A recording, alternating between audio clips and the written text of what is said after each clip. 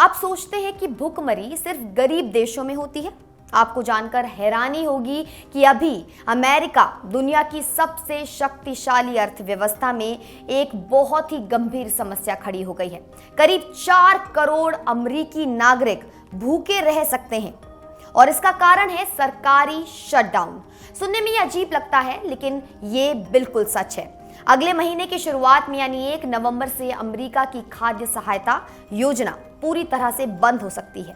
इसका सीधा असर गरीब और कम आय वाले परिवारों पर पड़ेगा। पहले समझते हैं कि ये शटडाउन आखिर आया कहां से।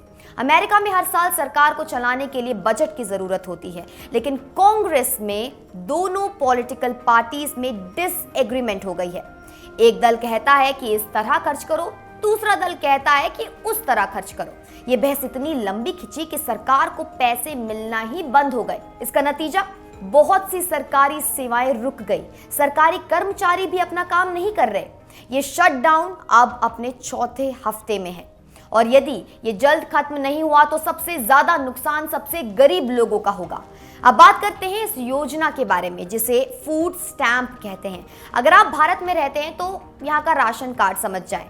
अमेरिका में भी कुछ ऐसा ही है। गरीब परिवारों को हर महीने सरकार से पैसे मिलते हैं, लेकिन ये पैसे नकद नहीं होते। सरकार उन्हें एक विशेष कार्ड देती है, बिल्कुल डेबिट कार्ड की तरह। इस कार्ड से लोग सुपरमार्केट जाकर फल, सब्जियां, दूध, ब्रेड, चावल, दाल, मीट और मछली आदि खरीद सकते हैं। लेकिन ये कार्ड सिर्फ खाने की ही चीजों के लिए काम करता है। शराब, सिगरेट या कोई लग्जरी आइटम आप इससे नहीं खरीद सकते और ना ही किसी रेस्टोरेंट में खाना खा सकते हैं। अब सवाल है, इस योजना पर कितने लोग निर्भर हैं? करीब 4 करोड़ 20 लाख अमेरिकी, यानी लगभग हर 8वां अमेरिकी। हर महीने एक व्यक्ति को एवरेज में $190 मिलते हैं। एक परिवार को $150 से $500 के बीच कुछ भी मिल सकता है। ये परिवार की आय और सदस्यों की संख्या पर निर्भर करता है। कुछ राज्य खतरे में ज्यादा हैं, जैसे न्यू मैक्सिको में 21% आबादी इस योजना पर निर्भर है, लेकिन कुल संख्या के लिहाज से कैलिफोर्निया में सबसे ज्यादा लोग इसका फायदा ले रहे हैं। यहाँ आता है संकट का असली हिस्सा। गवर्नमेंट ने कहा है कि 1 नवंबर तक अगर नया बजट एलोकेट ना हुआ तो ये खाद्य योजना बंद कर दी जाएगी। और बंद मतलब सीधा बंद, न कार्ड चलेगा न रुपए मिलेंगे। ये सिर्फ फूड स्टैम्प तक सीमित नहीं है।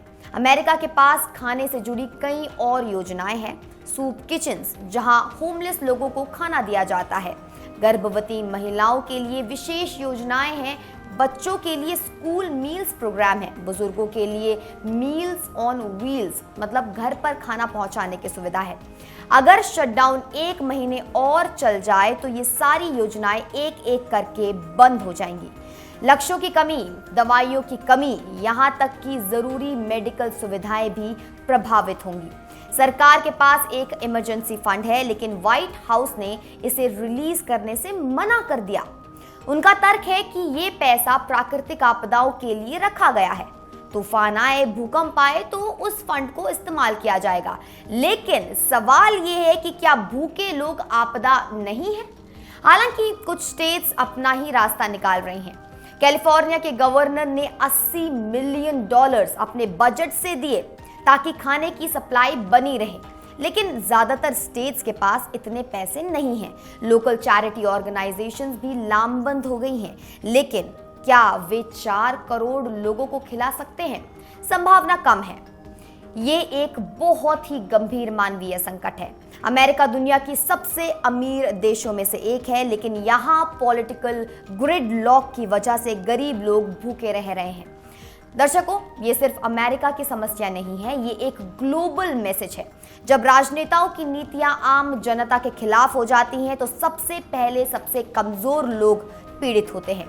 भारत में हमारे पास भी पब्लिक डिस्ट्रीब्यूशन सिस्टम है। कांग्रेस को जल्द से जल्द बजट पास करना चाहिए, नहीं तो 1 नवंबर के बाद अमेरिका के सबसे गरीब नागरिकों का भविष्य बहुत अंधकारमय हो जाएगा।